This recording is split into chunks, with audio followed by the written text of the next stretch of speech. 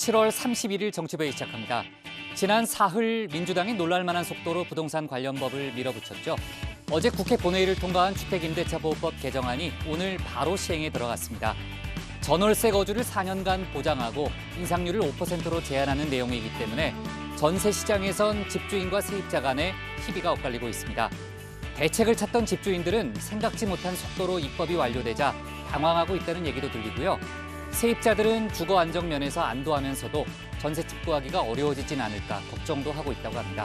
조금 더 자세한 얘기는요, 잠시 후에 신반장 발제 때 짚어보겠습니다. 조 반장, 네, 어서 와요. 압수수색 과정에서 벌어진 검찰 간부들끼리의 정말 초유의 몸싸움, 저희가 이제 어제 그저께 그 얘기를 했잖아요. 예. 지금 감찰이 본격적으로 시작이 됐다면서요. 네, 그렇습니다. 서울고검은 어제 그 한동훈 검사장을 네. 진정인 신분으로 소환을 했습니다. 어제 바로 조사했군요. 예, 그렇습니다. 네. 그래서 압수수색 당시 상황을 좀 조사를 했는데 네. 한동훈 검사장은 일방적인 폭행을 당했다 이렇게 주장을 하고 있습니다. 첫날부터 계속 그런 주장을 예, 하고 그렇습니다. 있죠. 반면 정진훈 부장검사는 이게 네. 무고다, 네. 허위사실이다. 그래서 네. 무고 혐의로 네. 맞고소하겠다는 입장을 또 밝히고 있습니다. 네, 좋습니다. 아주 복잡한 상황인데 김 반장 발제 때 얘기를 해보고요. 자, 그나저나 이만희 신천지 총회장에 대한 구속 여부가 오늘 결정이 되는 거죠?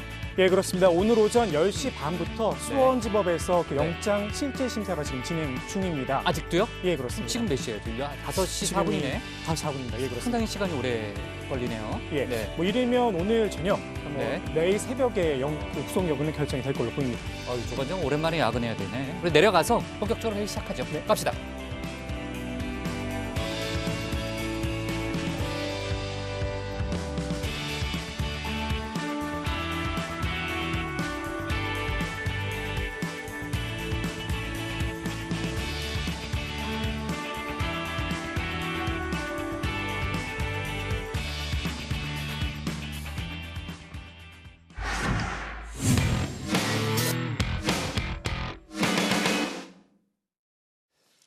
네, 조금 전에 얘기했지만요. 어제 국회 본회의 문턱을 넘은 주택임대차보호법이 오늘 오전 국무회의까지 넘어서 일사천리로 통과됐습니다. 오늘부터 곧장 시행이 되는데요. 임차인과 임대인 모두 전셋값, 집값 전망에 촉각을 곤두세우고 있습니다. 그리고 국회에서는요, 부동산 입법 과정을 둘러싼 여야 공방, 오늘도 계속 뜨거운 상황인데 신혜원 반장이 관련 내용을 자세히 정리해봤습니다. 네, 발제 시작하기에 앞서요. 자, 시간이 어찌나 빠른지 벌써 7월의 마지막 날입니다. 자, 많은 분들이 코로나 때문에 2010년 상반기 어떻게 갔는지 모르겠다라는 말씀을 하시는데요. 자, 다정회도 코로나 특보에 이 부러운 존엄 북극장 컴백까지 아주 여러 일들이 많았습니다. 자, 마침 이번 주는 다정회의 기념일 주간이기도 합니다. 오늘 고 반장이 생일이어가지고 생일이에요? 네, 제가 몰랐네. 아니 굳이 뭐 말할 생각은 없었는데. 지금 노래 부를 생각이 아니라 노래 부르진 않아도 되죠? 아우 전혀 예. 네. 그렇습니다. 예. 저도 생일 얼마 안 남았는데. 이제 고반장도 사자 자리예요? 이거 중요한 얘기는 아니지. 자, 생일 축하해요 어쨌든. 네, 중요한 고반장도 얘기죠. 사자 자, 고반장도 사자 자리예요. 나도 사자 자리인데 나도 생일이 그 언저리인데. 자, 사회생활 하면서 이런 거 놓치면 곤란합니다. 이 사자 자리 7월 23일부터 8월 22일까지고요. 자, 오늘은 다정의 최대 명절이라고 할 수 있는 복국장 탄신일입니다. 와. 지금 뭐 하는 거야? 뭐 하는 거예요 지금? 중간 존엄의 탄신, 지천명 플러스 1 축하드립니다. 지천명이요? 지천명 50 아니에요? 부록을 잘못 얘기한 거 아니에요? 지천 아 그래요? 부록을 제가 또 잘못 넘어왔어요. 김 반장 계속해요. 네.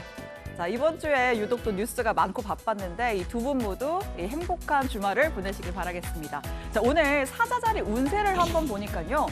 기대하지 않았던 선물이나 만남이 이루어질 수 있다. 혹시 마음에 두고 있는 사람이 있다면 접근을 해보는 게 좋다라고 합니다. 고 반장은 참고하시고요.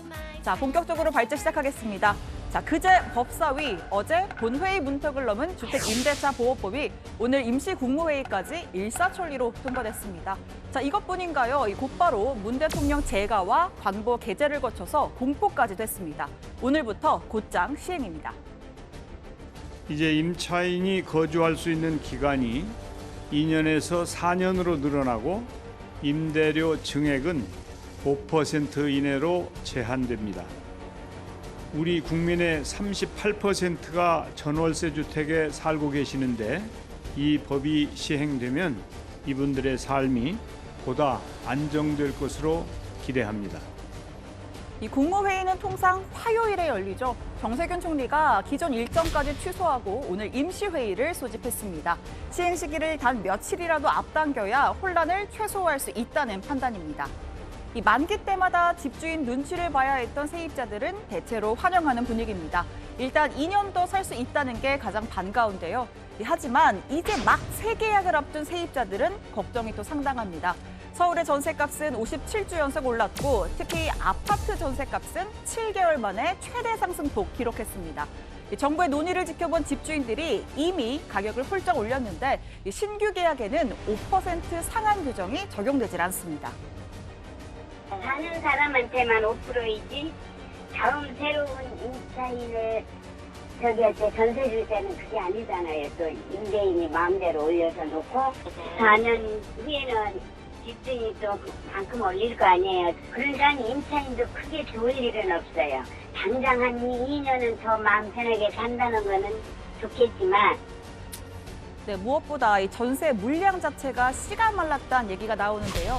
지난 2월 14,000건에 달했던 서울 전세 거래는 올해 7월 들어서 5,610건, 절반이 훌쩍 넘게 떨어졌습니다. 대신 월세로 전환하는 비율이 크게 늘었습니다. 전세 대출을 얻으려고 임차인들은 전세 대출 물건을 찾으러 오고 또 임대인은 은행 금리가 싸니까 전세 받아 은행에 내야 이자보다 세금이 더 많으니 월세를 놓겠다. 그러다가 이제 반전세가 또 생겨갖고 반전세를 놓는데 자, 다만 기존의 계약은요, 이 월세 전환을 할 경우에 세입자가 동의를 해야만 가능합니다. 자, 일부 집주인들 사이에선 이 계약갱신 시 기존 전세대출 연장에 동의해주지 않는 방식으로 이 계약갱신 청구권을 무력화시키겠다라는 움직임도 있었다고 하죠. 국토부가 설명 자료를 내놨습니다. 세입자가 기존 전세대출을 그대로 연장하는 것은 집주인의 동의가 필요하지 않고 대출을 늘릴 때도 반드시 동의를 받아야 하는 것도 아니다라는 겁니다. 자, 국회 부동산 입법 전쟁 여당의 원사이드 게임으로 끝났습니다. 상임위부터 본회의 표결까지 아주 무서운 기세로 밀어붙였죠. 지금 부동산 시장 상황에서는 추가 논의보다 속도가 더 중요합니다. 7월 국회에서 반드시 통과시켜 일하는 국회의 진면목을 국민께 보여드려야 하겠습니다.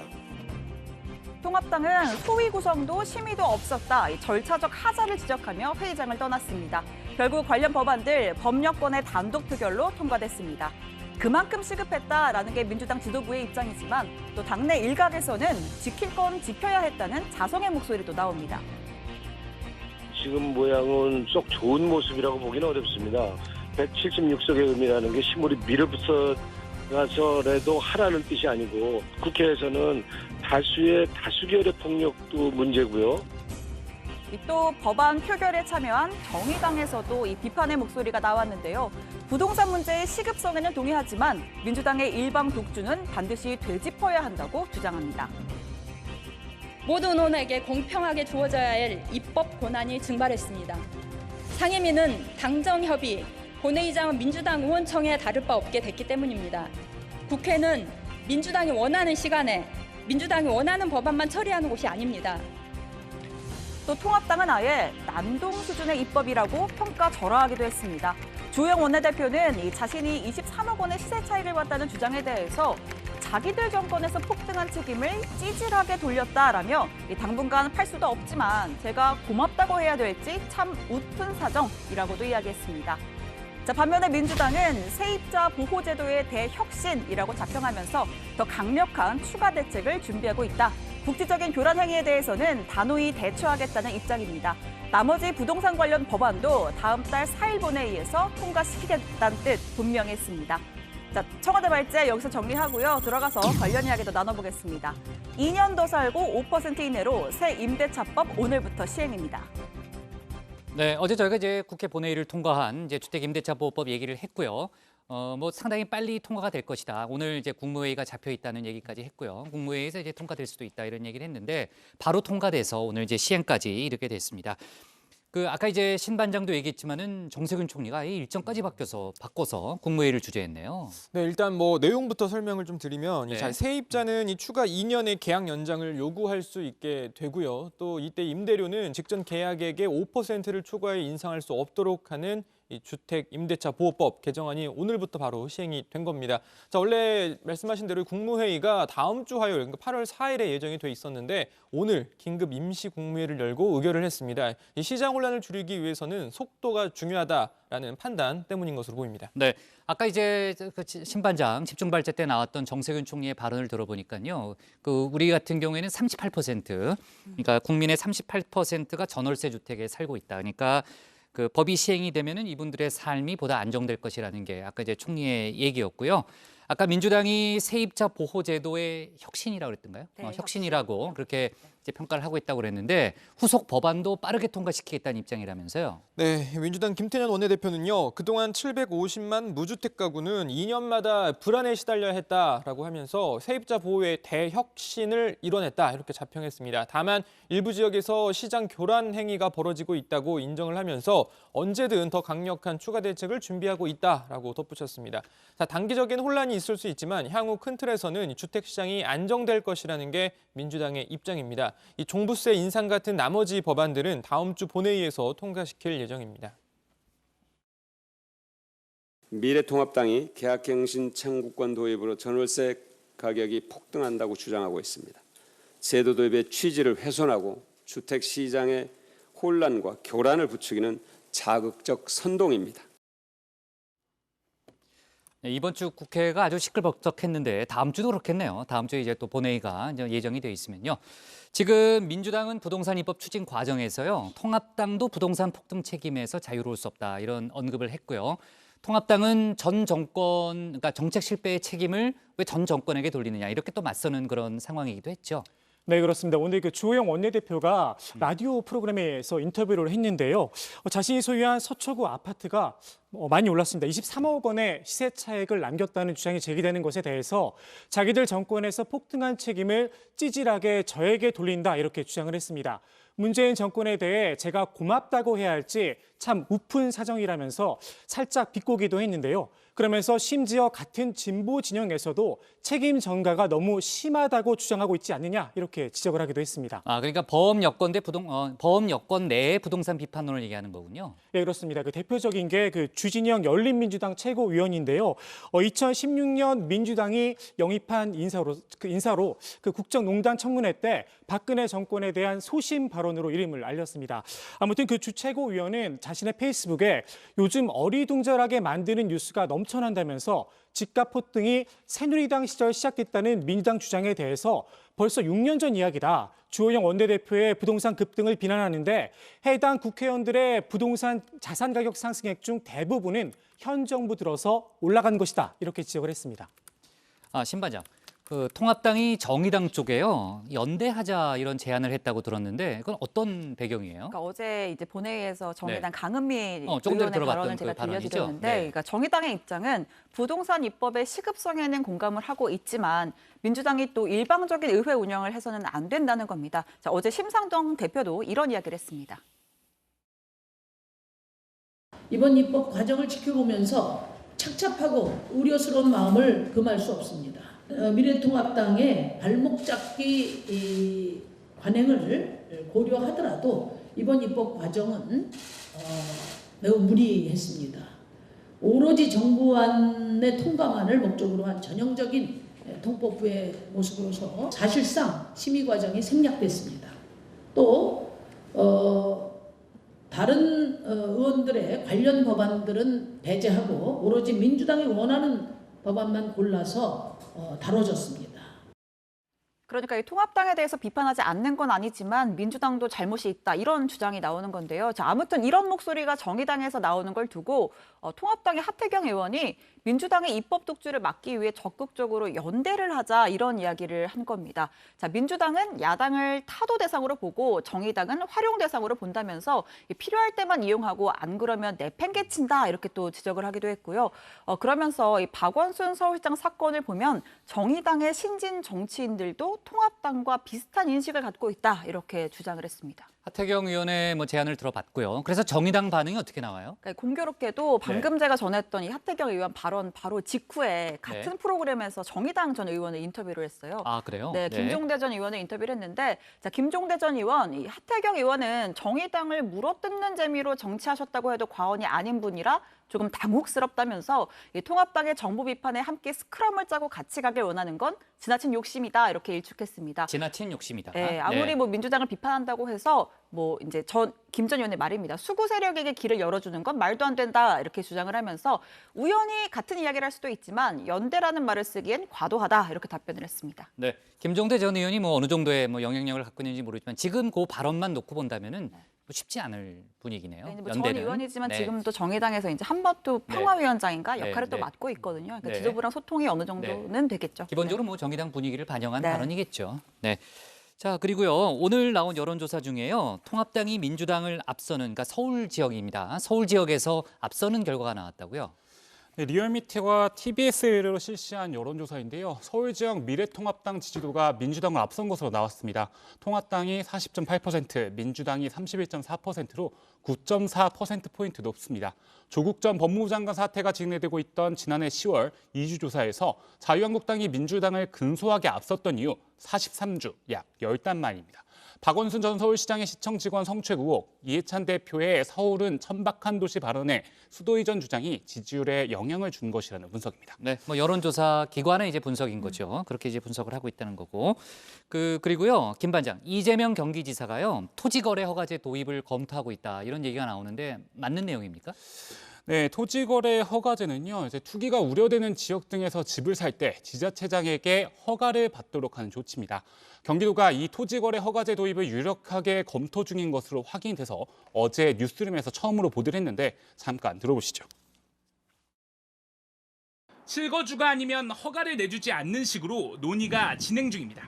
경기도 고위 관계자는 지금 부동산 시장은 극약 처방이 필요한 단계라며 도입을 긍정적으로 검토하고 있음을 내비쳤습니다. 경기도는 다만 토지거래 허가제의 충격파를 고려해 도입 시점과 기간, 적용 지역 등을 고심하고 있는 것으로 전해졌습니다. 네. 오늘 아침에 보니까 경기도에서 저 기사가 맞다고 이렇게 확인을 하던데 저게 이제 어제 단독 기사였던 거죠? 근데 이제 많이 듣던 목소리인데 저 김필준 반장 아니에요? 네, 맞습니다. 맞아요? 그럼 어제 정치부에 끝나고 가서 또 리포트를 한 거예요? 예, 좀 과정에 마치고 좀 더 취재해서 기사 쓰고 그래요? 그랬습니다. 워커홀릭인가? 그래도 주 52시간은 지키면서 일해야 돼요. 네, 최대한 노력하겠습니다. 네. 아니 노력하는 게 지켜야 돼요. 안 그러면 큰일 나요. 알겠습니다. 반장들 제가 철저하게 지키잖아요. 저 오늘 일찍 집에 가도 되나요? 아니 오늘만 구속 여부가 늦게 결정이 되니까. 네, 이제 계산 잘할게요. 네. 자, 내용 좀 소개해봐요, 김 반장. 네, 아무튼 취재한 내용을 조금 더 설명을 드리면요. 일단 토지거래 허가제 시행 지역에서는 부동산 매입되는 관할 시군구청에서 허가를 받아야 합니다. 네, 허가를 받아도 바로 입주해 2년 이상 실거주를 해야 하고요. 정부가 6.17 대책을 통해 6월 23일부터 서울 강남구, 삼성, 대치, 청담동, 송파구, 잠실동 4개 동에서 이미 시행하고 있는 제도이기도 합니다. 경기도는 현재 휴가 중인 이재명 지사에게 실무 검토 중임을 보고했고 법률 검토와 도민 의견 수렴을 해서 결단할 것이라고 덧붙였습니다. 전문가들은 실제로 가격 안정 효과는 있지만 사유재산권, 거주 이동의 자유 관련해서 논란이 있을 수 있다고 우려하고 있습니다. 실효도 있죠. 네. 이 토지거래 허가구역은 그 국토부가 하는 게 아니고 지방자치단체가 하거든요. 네. 전체를 토지거래 허가구역으로 지정한다 그러면 투기는 막을 수 있지만 시장 경제에 반하는 정책이잖아요, 이게. 예. 모든 부동산 거래를 허가를 받아야 된다는 거. 네. 거기에 대한 반발도 상당히 클 거라고 생각되는데요. 네, 아무튼 대법원 무죄 취지 판결 이후에 이재명 지사의 움직임이 상당히 행보가 빠르네요. 네, 정책도 상당히 이제 과감한 그런 정책이 계속 이어지고 있는데, 그리고요, 고 반장, 오늘이 청와대가 다주택 청와대 참모진에게 주택을 정리하라 이렇게 얘기한 시한이잖아요. 7월 31일이니까 결과가 나왔어요. 네, 윤도원 청와대 국민소통수석이 이 브리핑을 했는데요. 현재 비서관급 이상 참모 중 8명이 다주택을 보유 중이고 1명도 예외 없이 모두 처분 의사를 표명하고 처분 노력을 기울이고 있다고 말했습니다. 절차를 밟고 있는 8명의 참모는 김조원 민정수석, 김거성 시민사회 수석, 황덕순 일자리 수석, 김혜숙 인사수석, 여현호 국정홍보비서관 등인데요. 청와대 고위관계자는 당사자들에게는 다음 달 말까지 주택 매매 계약서를 제출해달라고 추가로 권고한 상태다라고 밝혔습니다. 네. 자, 그럼 8명의 이제 청와대 참모진은 이제 다주택 프레임에서는 이제 벗어나게 되는 거고요. 아까 이제 어디 그 신문 보니까 그 다주택 공직자들도 상당히 많은 수가 뭐 정리를 했다, 뭐 이런 얘기도 들리던데, 아무튼 다음 주 월요일에요. 저희가 또 통계가 정리가 되면은 다시 한번 얘기를 해보겠습니다. 오늘 청와대 발제 이렇게 정리하겠습니다. 2년 더 살고 5% 이내로 새 임대차법 오늘 시행으로 제목을 잡겠습니다. 다음은 김필준 반장의 발제를 들어보겠습니다.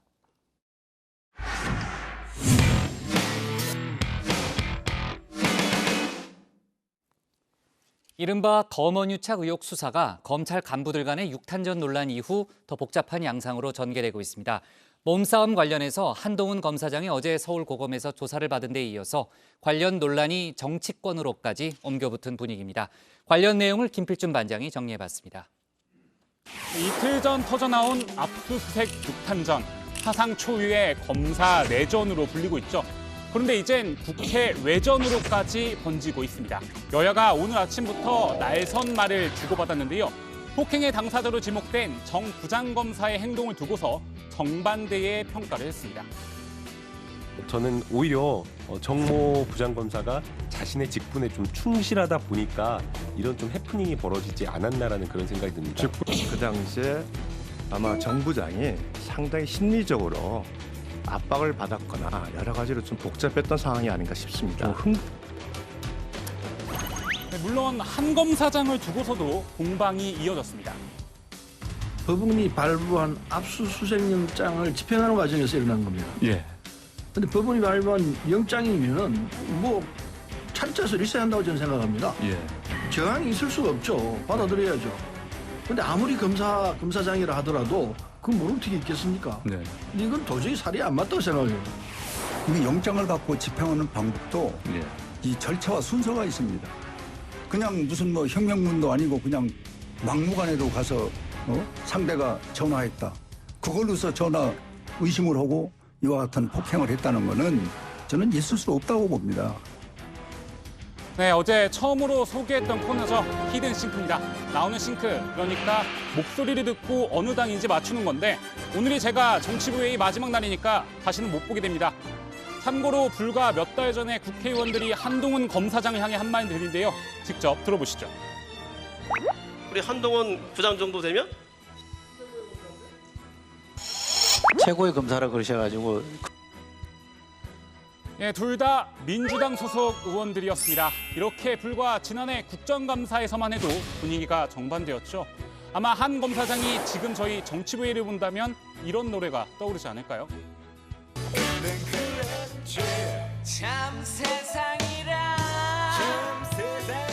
네, 물론 검사 내전도 계속 불붙고 있습니다. 한동훈 검사장 측이 서울고검의 수사팀 등을 상대로 감찰을 요청했다는 새로운 소식이 들어왔었는데요.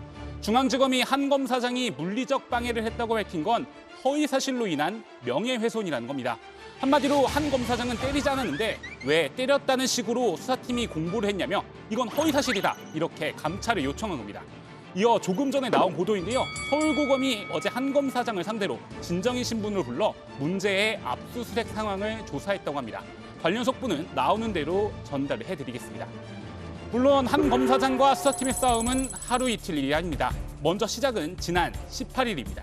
한 검사장과 공모욕을 받는 이동재 전 채널A 기자가 구속됐습니다. 이때 법원이 검찰 고위직과 연결해 피해자를 협박하려 했다고 의심할 만한 상당한 자료들이 있다고 하면서 다음 표적으로 한 검사장이 지목이 됐죠. 같은 날 KBS도 한 검사장을 향한 보도를 이어가면서 한 검사장이 코너에 몰리는 느낌이었으나 오히려 녹취록을 공개하며 반격에 나섰습니다. 사실 이렇게 수사를 받는 대상이 수사팀을 상대로 증거를 공개하는 경우는 매우 드문데요.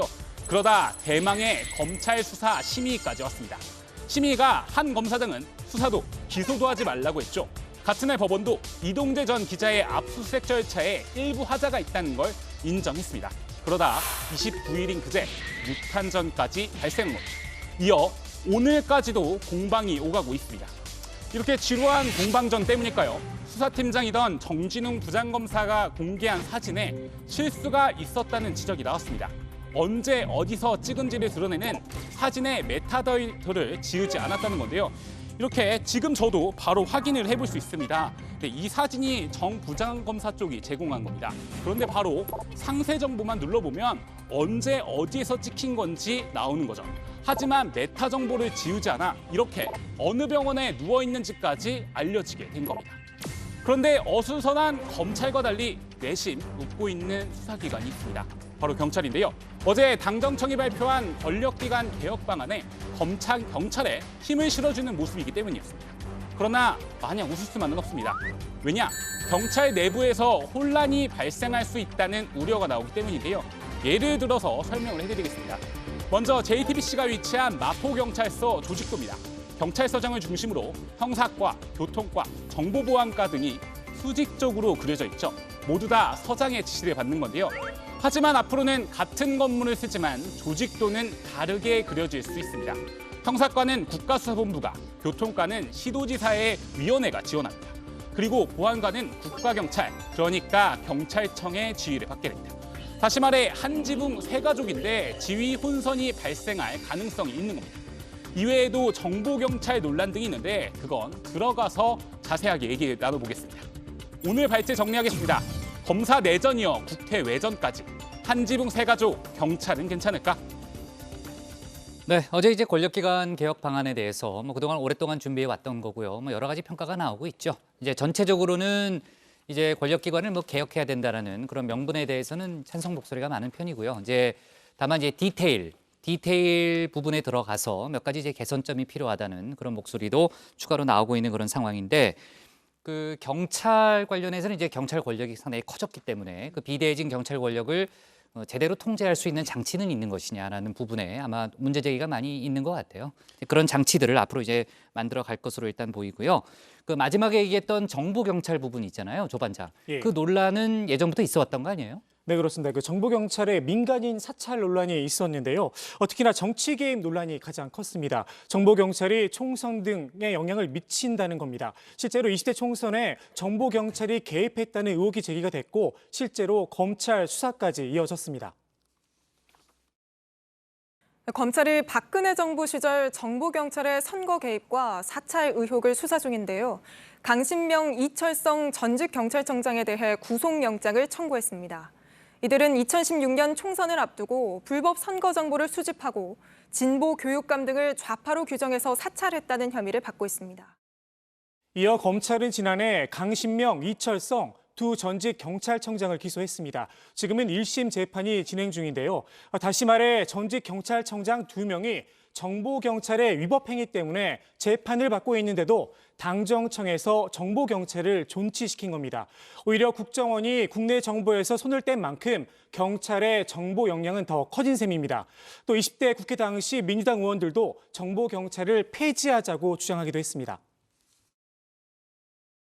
저는 개인적으로 그 경찰의 그 치안 정보 이외의 정보는 폐지해야 된다고 주장을 해왔고요. 네. 네, 그 경찰대 교수 시절에도요. 예. 경찰이 정말 국민의 신뢰를 받고 수사의 주체로서 인정받으려면 예.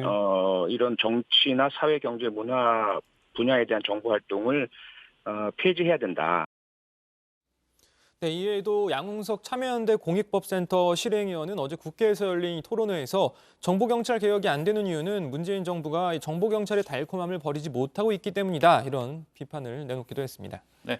어제 이제 권력기관 개혁안 중에 먼저 핵심적인 부분이 또 검찰 개혁에 초점이 맞춰져 있잖아요. 이제 검찰의 권한이 그동안 과도했기 때문에 그 과도했던 권한을 덜어내고 또 견제 장치를 두는 게 어제 이제 그 개혁안의 핵심적인 부분 중에 하나였습니다. 조금 전에 얘기했던 경찰과의 관계도 수직적 관계를 이제 수평적 관계로 바꾼다는 게 이제 어제 강조됐던 그런 부분인데, 다만 이제 검찰의 수사 범위를 제한하는 과정에서 이제 금액으로 제한하는 그 부분이 그 다소 좀 혼선을 빚을 수 있다. 이런 지적은 있죠. 일단 이 검찰의 직접 수사 영역에 대해 금액 제한이 일단 뭐 걸릴 것으로 보이는데요. 다시 말해서 이 뇌물액은 3천만 원, 사기 피해액은 5억 원 이상일 때만 먼저 이 손을 댈 수 있다라는 취지인데, 자, 법조계 일각에서는 수사 시작 전에 어떻게 피해액을 알 수 있겠느냐, 오히려 이 사건이 진행되면서 범죄 액수나 피해 액수를 알게 되는 것 아니냐, 이런 지적이 나오고 있다고 합니다.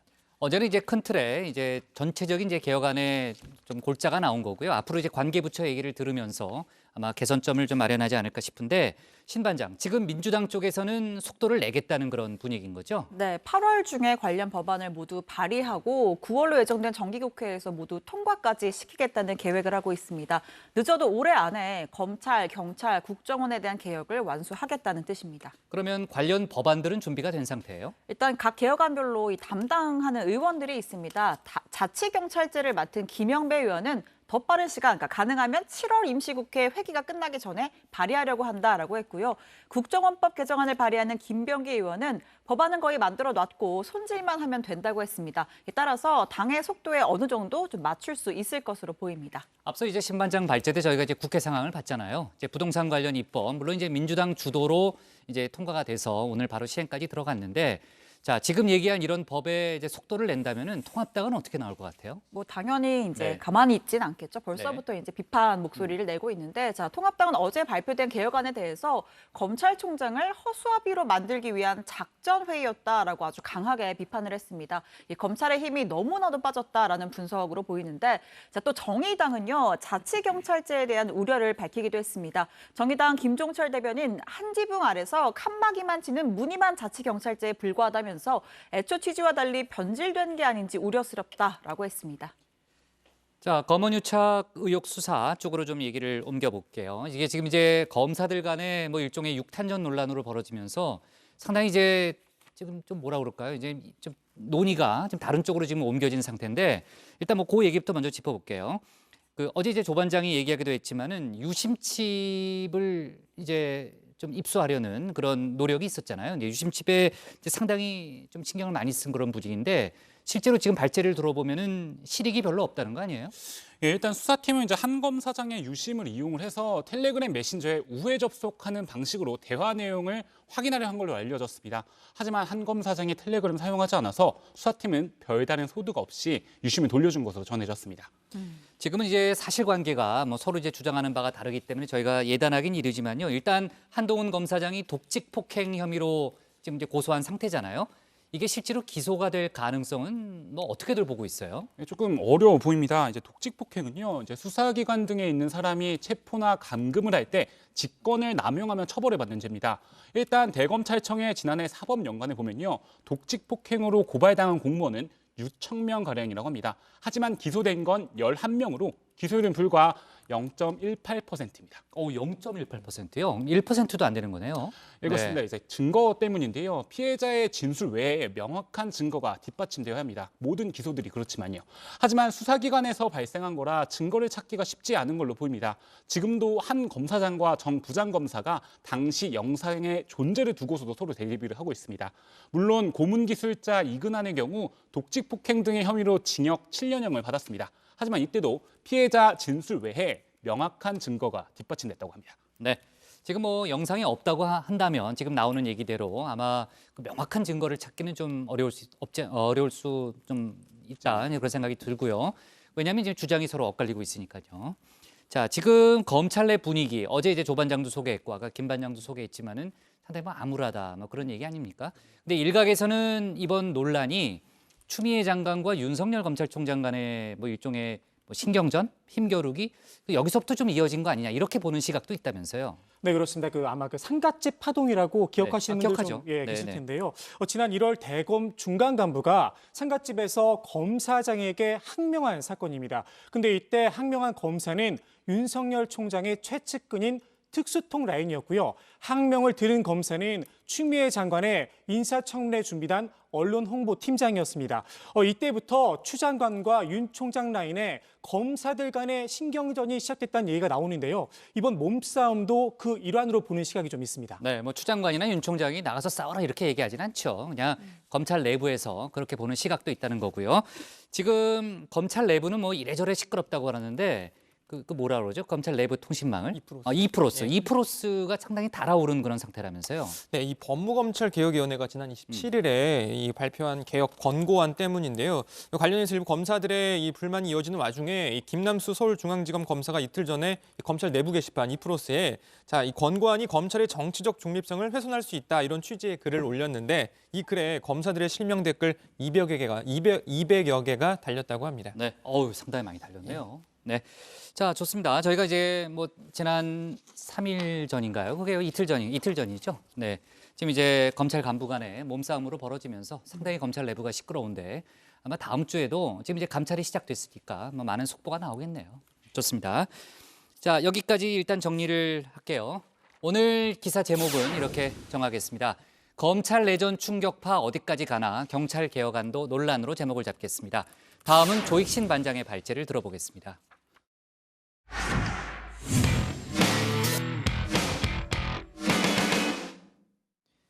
이만희 신천지 총회장이 법원에 출석해서 영장 실질 심사를 받고 있습니다. 제가 조금 전에 확인했더니요. 아직까지 안 끝났답니다. 그러니까 7시간째 지금 심사가 이어지고 있는데 코로나 방역 활동을 방해하고 교회 자금을 횡령했다는 혐의를 받고 있는데요. 올해 나이가 만 89이죠. 이 총회장의 많은 나이와 지병이 영장 발부의 변수로 꼽힌다. 이런 얘기는 있습니다. 관련 내용을 조익신 반장이 정리해봤습니다.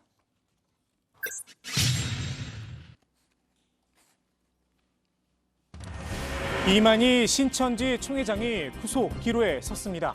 오늘 법원에 출석해 영장 실질 심사를 받고 있습니다. 이 총회장은 언론의 눈을 피해 지하 주차장으로 법원에 들어갔는데요. 법원 앞에서는 신천지 피해자들의 집회도 열렸습니다. 신천지를 해체하라! 신천지를 박살내자! 이 총회장의 혐의는 크게 두 가지입니다. 첫째는 코로나19 방역 활동을 방해한 혐의입니다. 신천지 명단을 속이고 집회 장소를 축소 신고해 공무집행을 방해했다는 겁니다. 여기에 교회 자금을 횡령했다는 의혹도 받고 있습니다. 신천지 연수원인 가평 평화의 궁전, 이 궁전을 신축하는 과정에서 교회 자금 50억여 원을 가져다 썼다는 혐의입니다. 이 총회장은 관련 혐의를 부인한 것으로 알려졌습니다. 앞서 비슷한 혐의로 구속영장이 청구된 신천지 간부 3명에 대해선 영장이 발부가 됐습니다. 일부에서는 이 총회장이 고령이고 또 지병을 호소하고 있다는 점을 변수로 꼽고 있습니다. 신천지에선 이 총회장을 영생 불사의 존재로 가르친다고 전해지는데요. 이 총회장의 공개 기자회견에서도 관련 질문이 나오기도 했습니다. 정말 본인은 영생 불사한다고 생각하십니까? 사태에 대해서 어떻게 생각하시는지, 정말 말세의 징조이시라고 생각하시는지 그런 부분들을 오늘 기자님들께 부탁을 드리겠습니다. 오늘 질문하실 때요. 이건 식구에 대한 질문만 해주십시오. 답변 안 하셔도 돼요. 받지 않겠습니다. 그거 질문 아니에요. 안 하셔도 돼요. 질문 아니에요? 네. 신천지 피해자 측에서 영생불사의 존재가 몸이 아프다는 게 말이 되느냐 날을 세우기도 했습니다. 구속영장을 발부해야 한다는 겁니다. 일부에선 영생불사와 질병은 다른 문제라는 주장도 나옵니다. 이 총회장도 이런 이야기를 한 적이 있습니다. 매년 10월달 되면은 제가 독감 주사를 그거 예방 주사를 맞습니다. 왜냐하면은 그래 독감 이런 거 걸리면은 사람들을 만날 접촉하면 안 될 것 아닙니까? 이 총회장의 구속 여부는 이르면 오늘 결정될 걸로 보입니다. 신천지 내에서 신적 존재인 이 총회장, 본인의 운명을 알고 있을까요? 이런 가운데 추미애 법무부 장관이 신천지와 미래통합당 사이를 의심하는 듯한 글을 올렸습니다. 검찰개혁에 반대하는 보수 언론과 통합당으로부터 끊임없는 저항과 공격을 받고 있다면서 거기에 종교단체가 합세했다며 뉴스룸 보도를 언급했습니다. 아마 이 부분을 이야기한 듯합니다. 지금 뭘 하면 되냐면 청와대 청원에 동참해서 여러분들이 동의를 해주시면 되겠습니다. 아시겠죠? 그러니까 추미애가 이 사람 때문에 코로나가 입국이 됐다고요. 우리가 코로나를 가져온 게 아니라 추미애가 코로나를 입국시켰다고요. 추 장관은 이걸 단순한 우연의 일치라고 봐야 할지 뭔가 조직적인 움직임이 있는 것이라고 봐야 할지는 국민들과 함께 고민해 봐야겠다라고 글을 마무리했습니다. 이에 대해 미래통합당 장제원 의원이 입장을 냈는데요. 반응은 이랬습니다. 재미있는 소설 한 편 잘 읽었다는 겁니다. 아마 추 장관의 이 발언을 염두에 둔 듯합니다. 동부지검장 하시다가 4월 달에 갑자기 차관으로 바로 발령이 나셨습니다. 아들 수사 건하고 관련이 있는 거 아닙니까? 차관으로 발령 난 게? 소설을 쓰신. 그런데 장제원 의원의 발언이 또다시 이곳을 자극했습니다. 바로 한국소설가협회인데요. 앞서 협회는 추 장관의 발언에 대해 사과를 요구하기도 했습니다. 다른 정치인들이 뭐 거칠하면 뭐 소설이다 그래서 소설 행위 자체를 좀 비하하는 듯한 말투가 많았습니다. 장 의원에게도 항의 공문을 보내기로 했다고 합니다. 장 의원이 재미있는 영화 한번 잘 들었다고 했으면 어떨까 싶기도 합니다.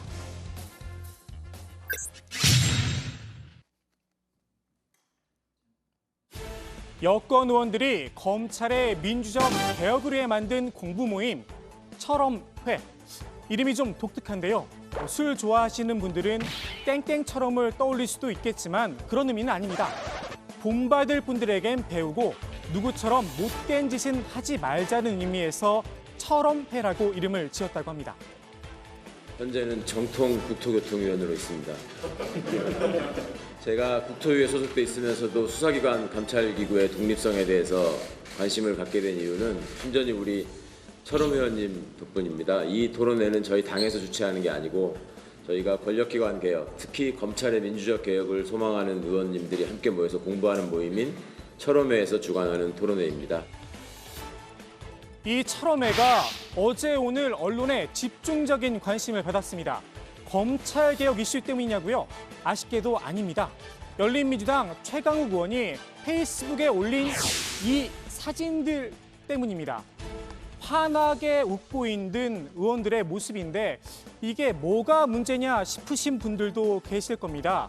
그런데 그 의원들 뒤로 보이는 저 TV 화면, 물이 차오르는 장면과 함께 이런 문구가 적혀 있었습니다. 대전 침수 아파트 한 명 심정지, 원청교 만영교 홍수 경보라고 말입니다. 대전 침수 심정지, 대전의 지역구를 둔 더불어민주당 황운하 의원이 여론의 도마 위에 올랐습니다. 대전에 물난리가 났는데 웃으면서 사진을 찍을 수 있냐는 겁니다. 황 의원의 해명은 이랬습니다. 웃어야 할 시간이 있고 심각해야 할 시간이 있고 팔 걷어붙이고 일해야 할 때가 있다며 웃어야 할 순간에 웃은 것이지만 침통해야 할 TV 장면과 악의적으로 연결이 됐다며 악마의 편집이다. 언론을 비판했습니다. 자리를 함께했던 김남국 의원도 비슷한 설명을 했습니다. 사진 찍어주시는 이제 보좌진께서 싸우러 온 사람처럼 왜 웃지도 않고 있냐라고 해가지고 우리 이제 친하다라는 그 모습으로 이제 웃는 그런 어떤 장면이 나갔는데 그래요? 예, 그런데 이제 그걸 이제 또 너무 이제 악의적으로 또 뭐 BP에 있는데 지역구에 있는 뭐 황운하 의원님 뭐 챙기지도 않고 웃는 것만 사진으로 보내는 거 아니냐라고 하면서 약간 좀 했는데 네. 악의적인 부분도 좀 있다고 생각이 듭니다. 그래요. 그런데 어제 사진에 대한 첫 보도 제목은 이랬습니다. 포착, 검찰개혁은 우리가 책임진다. 어벤져스 한 자리에 였습니다. 물론 지금은 다른 제목으로 바뀌었지만 말입니다. 이 사진을 보고 분노를 표시한 건 시민들이었습니다. 온라인에서는 신중하지 못했다는 비판글이 쏟아졌습니다. 더욱이 악마의 편집이라고 하기엔 언론에서 따로 손을 댄 게 없습니다. 사진을 올린 건 최강욱 의원입니다. 소셜 미디어의 말입니다. 굳이 탓을 하자면 사진을 찍은 보좌진에게 해야 하지 않을까 싶기도 합니다. 의원들 표정은 신경을 쓰면서 뒤에 TV 화면은 미처 잡아내지 못한 셈이니까요. 아니면 정말 TV가 잘못했는지도 모르겠습니다. 논란이 커지자 황운하 의원도 한 발 물러섰습니다. 악마의 편집이란 표현을 악의적 보도로 바꾸면서 빌미를 제공한 점은 사려 깊지 못했다고 밝혔습니다. 여전히 언론 탓이 크다고 생각하는 듯합니다. 철험의 이름의 뜻에는 근본을 생각하자는 의미도 담겨 있다고 합니다. 황 의원이 이번 논란의 근본을 좀 더 고민해보면 어떨까 싶습니다. 오늘 제가 준비한 소식은 여기까지입니다. 오늘 국회 발제 이렇게 정리합니다. 신천지 이만희 구속 기록, 고령, 지병, 변수, 네, 어제 밤에 이제 황운하 의원이 페이스북에 글을 뭐 썼다 고쳤다 많이 아마 손을 댄 모양이에요. 그만큼 이제 그 초기의 감정은 이제 분노의 감정이 컸던 것 같고 이제 나중에 이제 여러 가지 고심한 그런 흔적이 좀 엿보이고요. 마지막에 이제 고쳐진 지금 이제 글들을 보면은 뒤에 이제 사과 내용이 많이 들어 있습니다. 이제 뭐 어떤 내용이냐면은 이제 조 반장이 얘기했던 대로 이제 전후 사정이 어쨌든 오해를 불러올 수 있었다는 점에서 사려 깊지 못했고 수해 피해자분들에게 조금이라도 마음의 상처가 될 수 있을 거라는 생각에 몹시 죄송한 마음입니다. 또한 불필요한 논란에 마음 아파하는 지지자분들에게도 송구스러운 마음입니다. 더 진중해지고 더 겸손해지겠고 한층 더 성숙해지겠습니다. 이런 내용으로 일단 마무리를 지었고요. 그리고 조금 전에 이제 허윤정 민주당 대변인 같은 경우에는 물론 이제 당의 입장은 아니에요. 그냥 개인적인 입장으로 이제 맥락은 잘 모르겠지만 비 피해로 고통받는 사람들이 있는 상황에서 이제 상처받는 분들이 계실 수 있고 그런 점에서 송구스럽다는 말씀을 드린다. 이 정도의 입장을 밝힌 내용이 이제 속보로 들어와 있습니다. 자, 신천지 이만희 총회장 얘기를 해볼게요. 지금 기존에 제기된 여러 혐의가 있었고 김 반장, 새로 제기된 혐의가 있죠? 네, 그렇습니다. 이제 YTN의 단독 보도인데요. 이제 경찰이 이 총회장의 아내 명의로 된 계좌 48개를 분석했습니다. 교회 헌금 약 32억 원 가량이 이 계좌들로 입금된 사실을 확인했다고 합니다. 경찰은 이 돈이 횡령된 걸로 보고 있는데요. 이만희 총회장 측은 관련 사실을 부인하고 있다고 합니다. 교인들이 용돈하라고 준 돈을 교회 명의 계좌에 입금해 두었던 것이라며 내 돈을 내가 꺼내 쓴 거라 문제없다는 입장인 걸로 전해졌습니다.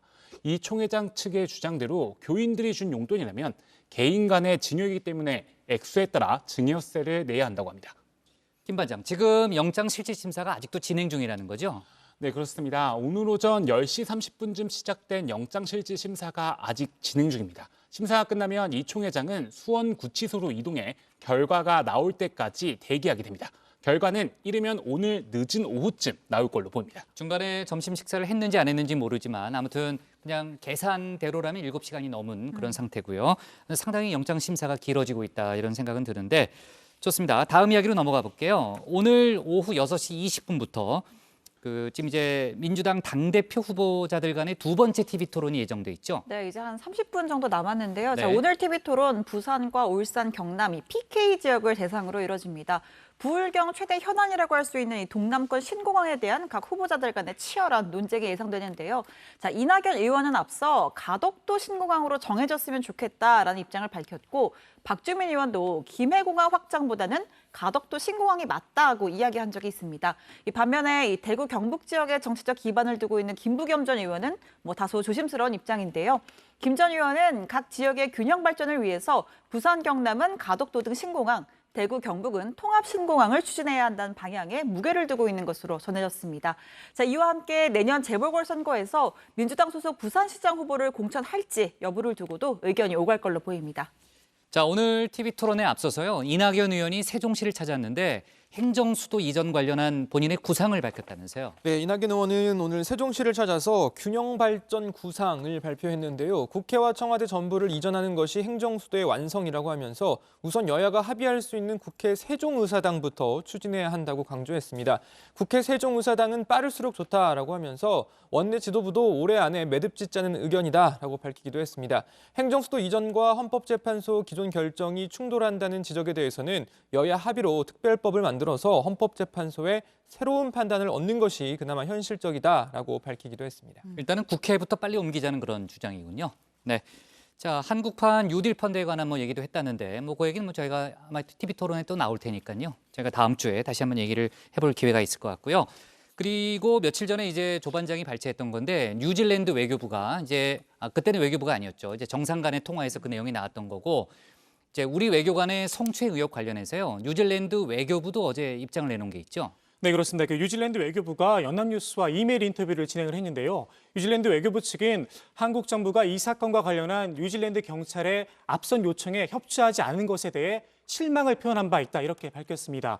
뉴질랜드의 입장은 모든 외교관이 주재국의 법률을 준수하고 자신들의 행동에 대한 법적 책임을 지기를 기대한다는 것이라고 전하기도 했습니다.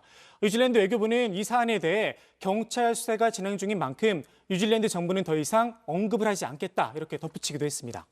지금 우리 외교부가요, 동성 간 성추행에 대해서 성인지 감수성이 부족한 거 아니냐 이런 지적이 많이 나오고 있다면서요. 네, 외교부는 이제 자체 조사에서 외교관 A씨가 피해자의 신체를 접촉했다는 사실을 확인했습니다. 다만 이불을 툭툭 치는 정도로 접촉했다. 동성간 접촉이었기 때문에 성적 의도는 없었다는 해명을 상당 부분 수용했던 걸로 전해졌습니다. 반면 뉴질랜드는 동성 간의 성추행도 민감한 문제입니다. 지난 2013년 동성결혼을 합법화한 뉴질랜드는 국내법으로 성범죄는 성별과 무관한 사람 간 행위로 본다고 규정하고 있습니다. 네.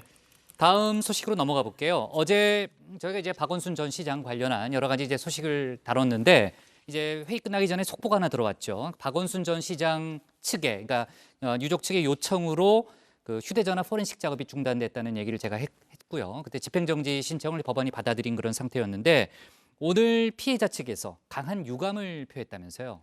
네, 김재련 변호사를 비롯한 피해자 측이 오늘 보도자료를 냈는데요. 휴대전화에 저장된 일체의 자료에 대한 포렌식은 반드시 이뤄져야 한다라고 하면서 그럼에도 불구하고 준항고 신청만으로 사실상 수사가 중단된 상황인 점에 대해 강력한 유감을 표한다고 밝혔습니다. 이 피해자 측은 휴대전화는 강제추행과 업무상 위력에 의한 추행과 통신매체 이용 음란 등 현재 고소되어 있는 혐의를 입증하는 증거물이기도 하다라고 하면서 전 국민이 실체적 진실을 향한 수사를 주목하고 있어 반드시 포렌식이 이루어져야 한다고 강조했습니다.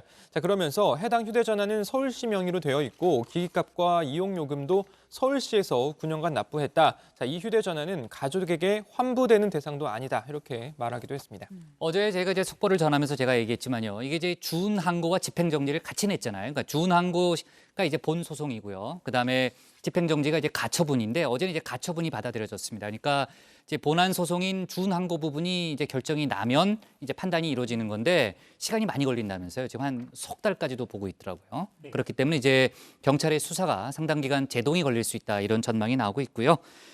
지금 국가인권위원회가 어제 직권조사에 들어가기로 했다는 소식을 이제 고반장이 자꾸 헷갈려요. 성이. 네.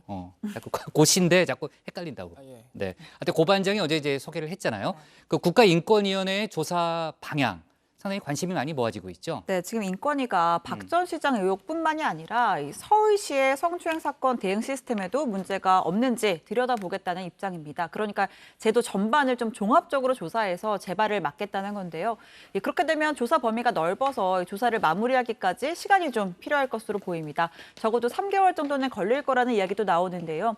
인권위 관계자는 이제 막 직권조사 결정을 내린 상황이며 직권조사 팀 구성은 아직 조율 중이다라고 밝혔습니다. 일부에서는 또 인권위 조사에 강제력이 없기 때문에 실체 규명에 한계가 있을 수밖에 없다는 지적도 있는데 결국 서울시와 경찰이 어느 정도 협조를 했느냐에 성패가 달려있다는 관측입니다. 자, 그렇다면 이제 포렌식이 중단이 됐기 때문에 일시 중단이 됐기 때문에 경찰 수사도 또 지금 얘기했던 신반장이 얘기했던 국가인권위 직권조사도 상당한 시간이 지나야 결과가 나오겠네요. 네, 좋습니다. 오늘 국회 발제 이렇게 정리하겠습니다. 신천지 이만희 구속 기록 고령 지병 변수로 제목을 잡겠습니다. 다음은 고석승 반장의 발제를 들어보겠습니다.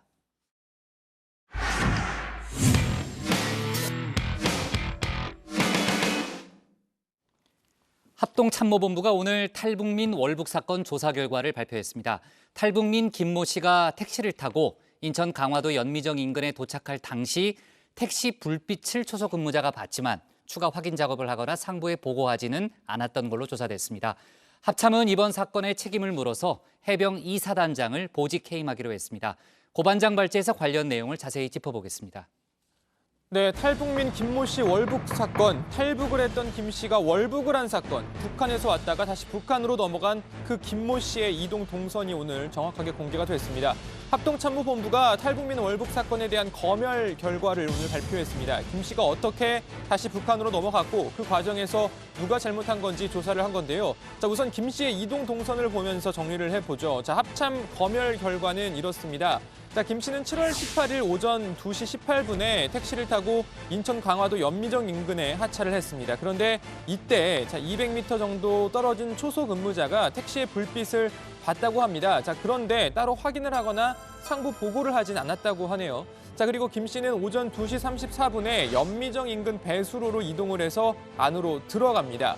자, 박한기 합참의장은 얼마 전 국회에서 배수로에 철조망 등이 있었지만 워낙 낡아서 쉽게 통과가 가능했을 것이다 라고 밝힌 바 있죠. 유령 철조망을 감아놔서 일단 차단할 수 있도록 장애물이 설치되어 있었습니다. 이번에 월북 인원은 신장이 163cm, 몸무게 54kg 정도의 매우 왜소한 인원입니다. 네. 그 인원이 그 장애물을 극복하고 나갈 수 있는 그런 여지가 있었던 걸로 지금까지 조사한 바로 확인되고 있습니다. 장애물을 벌리고 나갈 수 있는 여지를 벌리고 나갔다 이거죠. 원형을 변경시켜서. 예. 네, 12분 정도 배수로를 통과한 후에 2시 46분 한강으로 입수. 자, 조류를 이용해서 북한 방향으로 헤엄을 쳤습니다. 그리고 북한 땅에 도착한 시각이 오전 4시쯤. 자, 한강 입수 후 1시간하고 20분 정도, 20분이 채 안 걸렸습니다. 자, 이 과정에서 그러니까 이 한강에 들어가고 헤엄쳐 북한에 도착할 때까지의 전 과정이 우리 군의 감시 카메라와 열상 감시 장비 등에 모두 7차례 포착됐습니다. 정리를 해보면 택시를 타고 연미정 인근에 도착했을 때 그리고 한강에 들어가 헤엄쳐 북한 땅에 도착할 때까지 여러 차례 우리 군의 감시망에 포착이 됐지만 어느 누구도 제대로 확인을 하지 않았다는 겁니다. 정경도 국방장관은 국회에서 조사 결과에 따라 적절한 조치를 하겠다라고 밝힌 바 있는데요. 그 조사 결과가 나오면은 이 경계작전과 관련된 그 요원들의 그동안에 진행됐던 사안들을 면밀하게 들여다보고 거기에 맞춰서 그렇게 하겠습니다. 저는 합동참모본부는 검열 결과에 따라 해병대 사령관과 수도 군단장을 엄중 경고하고 해병 이사단장을 보직 해임하는 등 관련자를 징계위에 회부할 방침이라고 밝혔습니다. 합참은 재발 방지 대책도 내놨는데요. 직접 들어보시죠. 우리 군은 이번 상황에 대해 매우 엄중하게 인식한 가운데 물골, 배수로 등 경계 취약 요소에 대해 즉각 보강하고 감시 장비 운용 최적화 및 운용 요원에 대한 전문성, 숙련도를 향상시킬 수 있도록 다양한 방안을 마련하겠습니다. 이 김모 씨의 월북 사실은 북한 보도를 통해 알려졌는데요. 북한은 당시 김 씨를 코로나19 감염 의심자라고 말했습니다. 개성시에서 악성 비루스에 감염된 것으로 의심되는 월남 도주자가 3년 만에 불법적으로 분계선을 넘어 지난 7월 19일 귀향하는 비상사건이 발생했습니다. 자, 그래서 북한은 노동당 중앙위 정치국 비상확대회의를 긴급 소집하는 등 국가 비상방역체계를 최대 체제로 이행한다 이렇게 밝히기도 했습니다. 조선노동당 중앙위원회 정치국은 개성시에 치명적이며 파괴적인 재앙을 초래할 수 있는 위험이 조성된 것과 관련해서 7월 25일 당중앙위원회 본부청사에서 비상확대회의를 긴급 소집했습니다. 자, 우리 정부는 김 씨를 코로나19 의심 환자로 볼 수 있는 근거가 없다라는 입장이었죠. 북한이 무슨 근거로 김 씨를 코로나19 의심 환자로 보고 있는 건지는 잘 모르겠다라는 의미였습니다. 질병관리본부의 전산 시스템에 확진자에는 등록이 되어 있지 않고요. 또한 접촉자로 관리되고 있는 명부에도 지금 이제 등록이 되어 있지 않는 사항입니다. 그래서 이분이 감염병 코로나19 의심자인지에 대한 부분은 저희 쪽 자료로서는 확인이 되고 있지 않는 이제 그런 사항이다라는 이제 말씀을 드립니다. 자, 그런데 북한이 어제 노동신문을 통해 아직 코로나19 확진 환자가 한 사람도 없다라고 밝혔습니다. 진짜 북한에 환자가 그동안 없었는지는 논외로 하고 어쨌든 의심 환자라고 했던 김 씨로 인한 신규 감염은 없었다는 게 확인이 된 셈입니다. 자, 말 나온 김에 코로나19 상황도 알아보겠습니다. 자, 코로나19 국내 신규 확진 환자 36명입니다. 해외 유입이 22명이었고요. 지역 발생이 14명이었는데요. 지역 발생 환자를 구체적으로 보면 서울 8명, 경기도 4명 등 12명이 수도권에서 나왔습니다. 강원도에서 2명이 또 새로 나왔습니다. 오늘 0시 기준 확진 환자는 총 14,305명이며 현재 821명의 환자가 치료를 받고 있습니다. 안타깝게도 이제 한 분이 돌아가셨고 현재까지 사망자는 총 301명입니다. 고인의 명복을 빌고 유가족분들께는 깊은 위로의 말씀을 드립니다.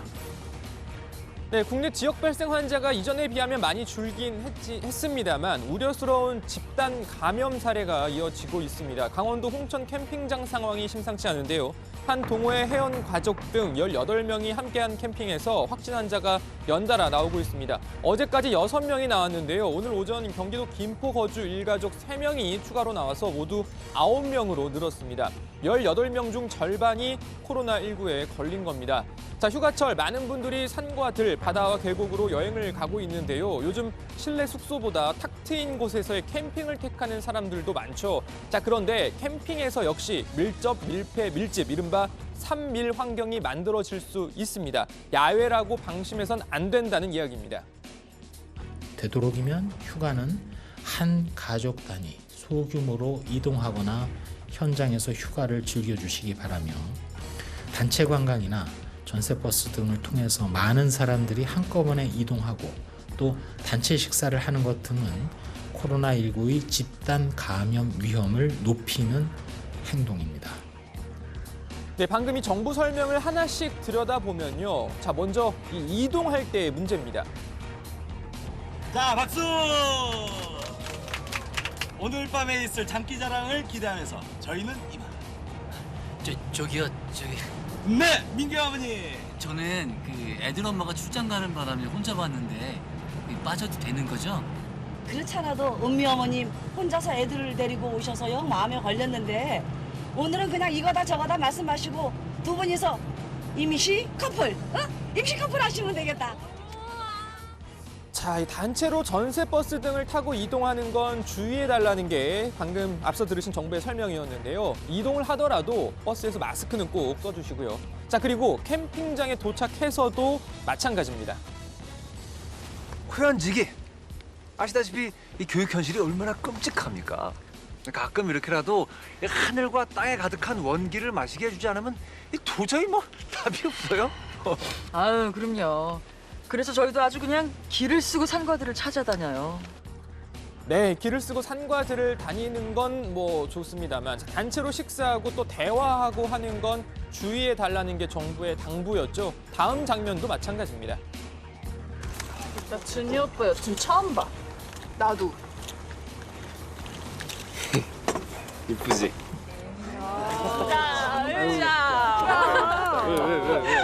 왜? 이쁜데? 우리보다 언니죠? 몇 년생이에요? 야, 넌 초면에 실례되게 그런 거 보면 어떡해. 실례인가?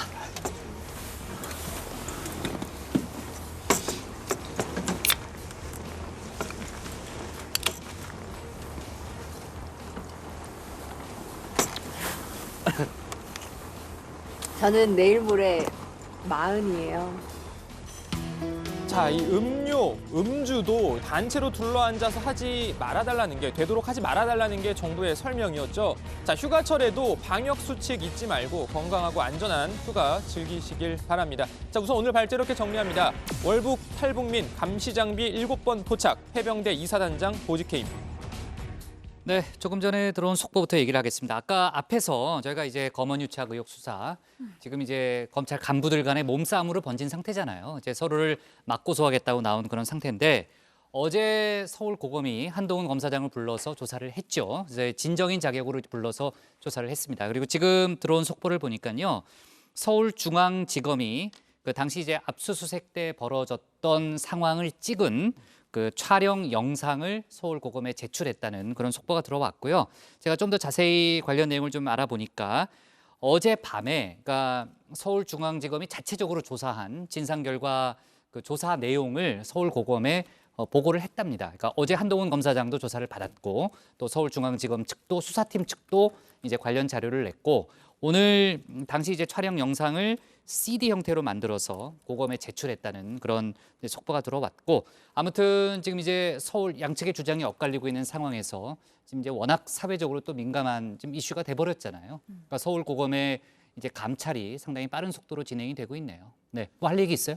일단 근데 한동훈 검사장 측도 이에 대해서 영상을 제출했다고 합니다. 한동훈 검사장 측도 냈어요? 네, 이제 당시 이제 이 영상에는 이제 당시 수사팀이 한 검사장에게 사과를 하는 이제 모습들이 담겨져 있는 걸로 전해졌는데요.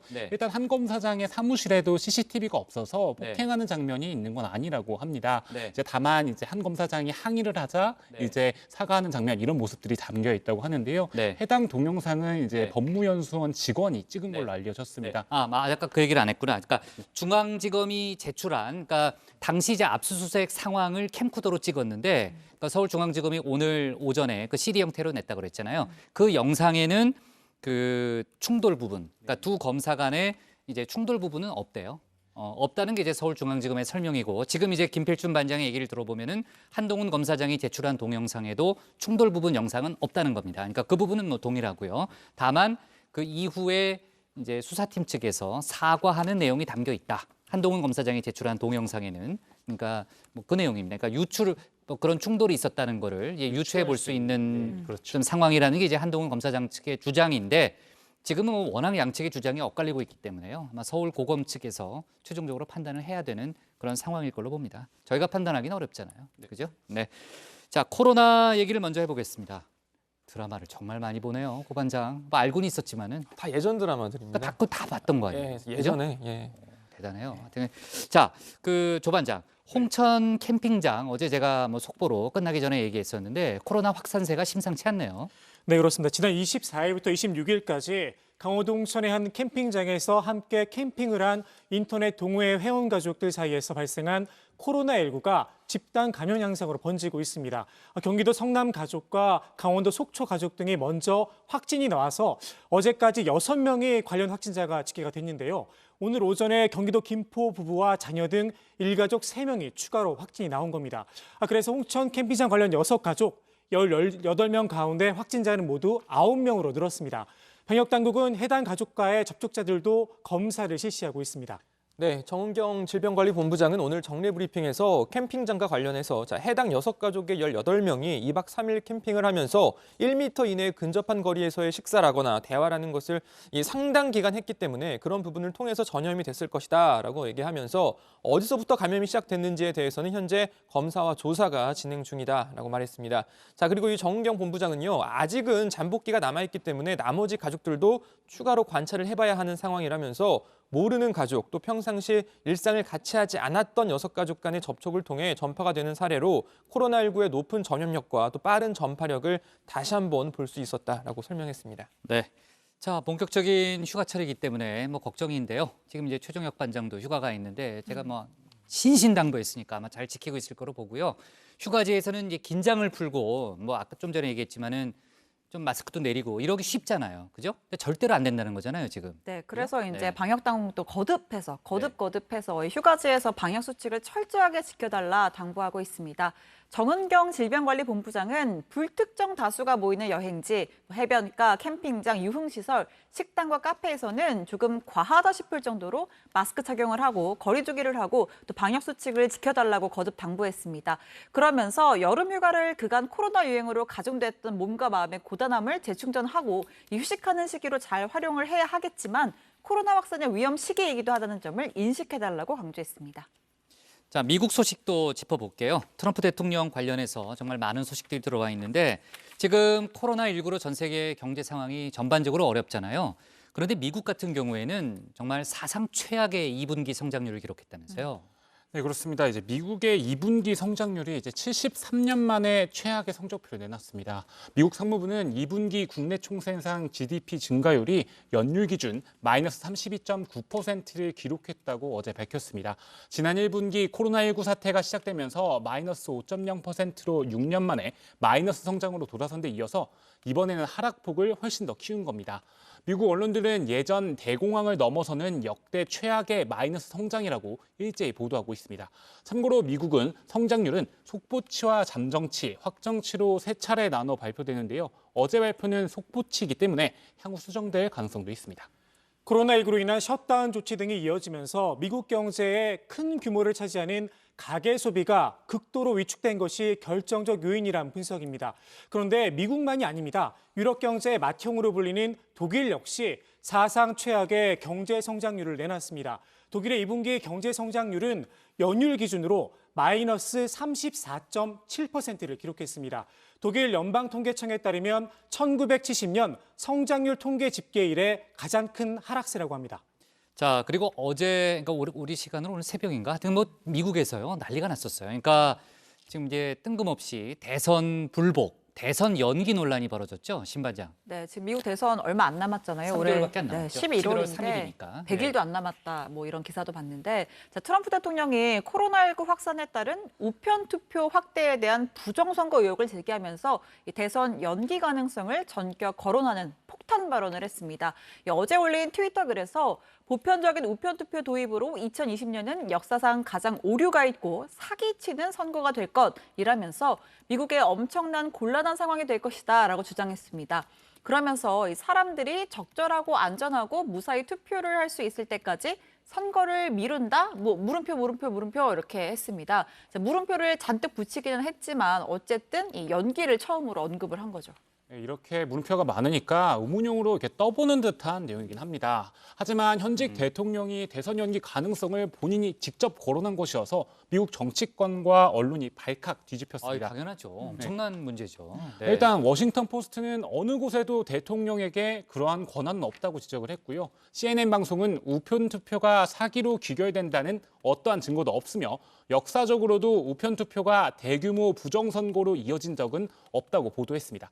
일각에선 트럼프 대통령의 폭탄 발언이 최악의 경제 실적 등 이딴 악재에서 관심을 돌려보려는 특유의 도박성 발언 아니겠냐, 이런 분석도 내놓고 있습니다. 지금 너무 논란이, 지금 이제 김 반장도 얘기했지만 논란이 엄청나게 그 이후에 커지니까요. 나중에는 이제 트럼프 대통령이 한 발 뺐죠. 그렇습니다. 일단 뭐 민주당은 당연하고 네. 공화당에서까지 이 발언에 대한 반발이 일어나니까 자, 트럼프 대통령이 다시 또 발언에 나섰는데요. 자, 트럼프 대통령은 어제 오후에 백악관 언론 브리핑에서 대선 연기 관련 질문이 나오자 나는 여러분보다 훨씬 더 선거와 결과를 원한다라고 하면서 나는 연기를 원하지 않는다. 선거를 하기를 원한다라고 말했습니다. 그러면서도 개표 결과까지 몇 달을 기다려야 하고 그러고 나서 투표지가 모두 사라져 선거가 아무 의미가 없다는 것을 발견하고 싶지는 않다라고 이야기를 하면서 이 우편 투표에 반대한다는 뜻은 또 분명히 했습니다. 그러니까 한 발을 빼는, 그러니까 대선 연기에 대해서는 한 발 빼는 모양새를 취하긴 했지만 여전히 우편 투표에 대해서는 또 반대 입장을 분명히 한 겁니다. 네, 지금 뭐 트럼프 대통령으로서는 좀 불리하다는 그런 생각을 하고 있기 때문에 아마 11월 3일 대선까지 이제 석 달이 남았으니까 뭔가 또 많은 일들이 있을 거예요. 지난번 예전에 저희가 소개했지만은 볼턴 전 보좌관 같은 경우에는 이제 10월에 이제 북한 김정은 위원장을 만날 수 있다는 주장을 또 했잖아요, 며칠 전에. 네, 아무튼 많은 일들이 벌어질 것 같고. 그리고 지금 이제 민주당이 행정수도 이전에 대해서 드라이브를 걸고 있잖아요. 김태년 민주당 원내대표가 이제 운을 띄웠고, 아까도 저희가 얘기했지만 이낙연 의원도 오늘 세종시를 찾아서 국회부터 빨리 옮겨야 된다, 뭐 이런 얘기를 하기도 했는데, 민주당이 다음 주 월요일에 지도부가 세종시를 가는 일정이 잡혔다고요? 네, 그렇습니다. 말씀하신 것처럼 행정수도 이전 문제에 대해서 강력한 드라이브를 걸고 있는데요. 다음 주 월요일이죠. 오는 3일 세종시를 찾아서 국회와 청와대 부지 시찰에 나선다고 합니다. 이번 현장 방문에는 행정수도 완성 추진단장을 맡고 있는 우원식 의원과 부단장인 박범계 의원, 그리고 이춘희 세종시장 등이 함께할 예정이라고 하는데요. 민주당 행정수도 완성 추진단은 오늘 국토연구원 등과 간담회를 갖고 행정수도 완성을 중심으로 한 국토균형 발전 전략과 경제수도 서울 발전 전략 등을 논의하기도 했습니다.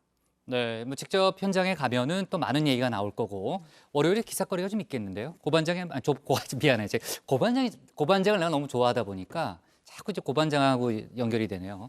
조반장이 한번 가봐야 되는 거 아니에요? 세종시를요? 네. 하루 휴가를 주시는 건가요? 하루 휴가를 빨리 갔다 와야죠. 빨리 갔다 와서 발제해야죠. 아니 취재를 하는데 휴가를 갑니까? 취재하고 오시면 되죠. 오, 고반장 아주 고반장이 좋은데? 가요? 네. 아무튼 뭐 끝나고 둘이 얘기해요. 그 정도로 정리할게요. 자, 오늘 기사 제목 이렇게 정리하겠습니다. 월북 탈북민 감시장비 7번 포착, 해병대 이사단장 보직 해임으로 제목을 잡겠습니다.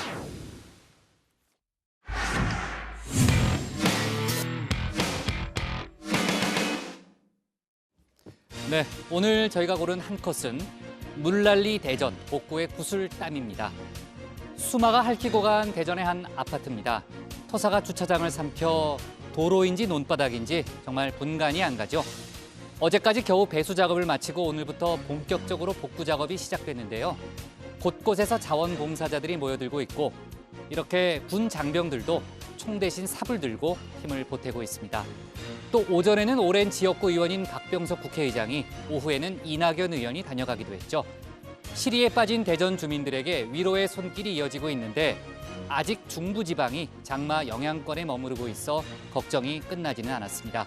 모쪼록 추가 피해 없이 안전하게 일상으로 돌아갈 수 있으면 좋겠습니다. 오늘 정치부에는 여기까지고요. 저희는 다음 주 월요일에 다시 찾아뵙겠습니다. 네, 김필준 반장 일주일 동안 수고 많았어요. 보비서 인사해요. 보비서 인사해요. 너무 키가 커가지고 가까이 붙으면 손해야. 저도 뭐 180인데 너무 커 보이잖아요. 네. 제가 2m 10 정도. 네.